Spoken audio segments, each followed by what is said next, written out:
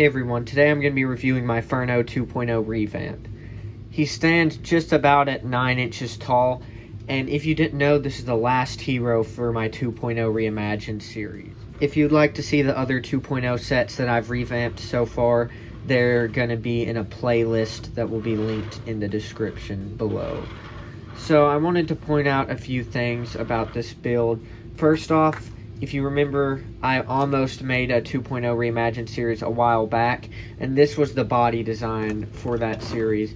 And I was going to make a custom chest plate, as you can see, and it looks pretty similar to the source material, but it would have required too many Lego pieces, and I think that this approach actually looks better.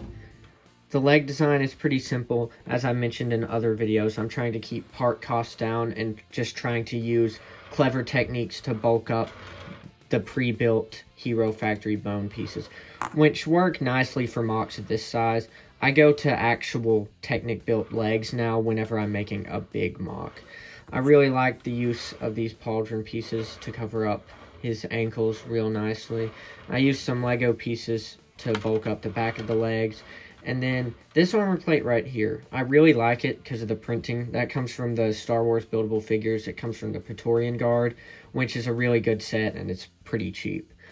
And, of course, it's very posable, which is one of the main priorities I had when I went about making these MOCs. I really like the gun design. I think it stays true to the original set, but also it's different enough to where whenever you see it, you can definitely recognize that it's a little bit revamped. I like this blade piece that comes from the Praetorian Guard too. I added a grenade launcher right here, which I really like. Also, I put a Lego scuba diver tank right there to connect in that wire, and I think that looks really cool.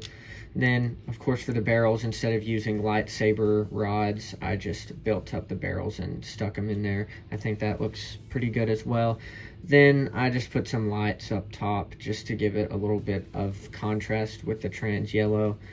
And I think it looks a lot better than the original. And it's not too heavy or anything.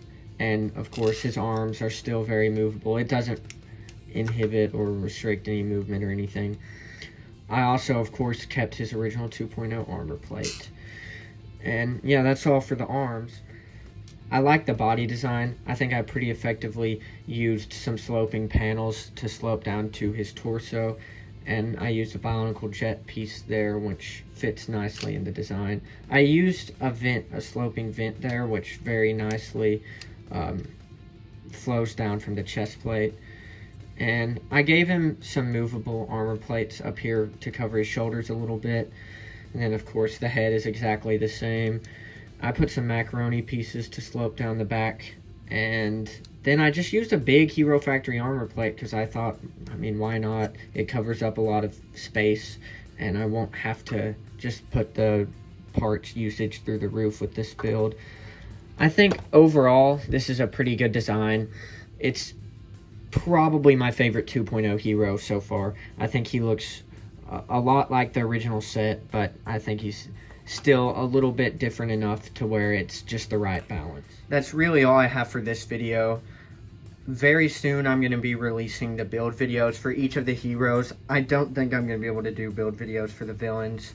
And I'm also, of course, going to release a video with all of them together. And I'm probably going to release a few YouTube shorts also, just of, a quick turnaround of each of the heroes, and the heroes with the villains, of course.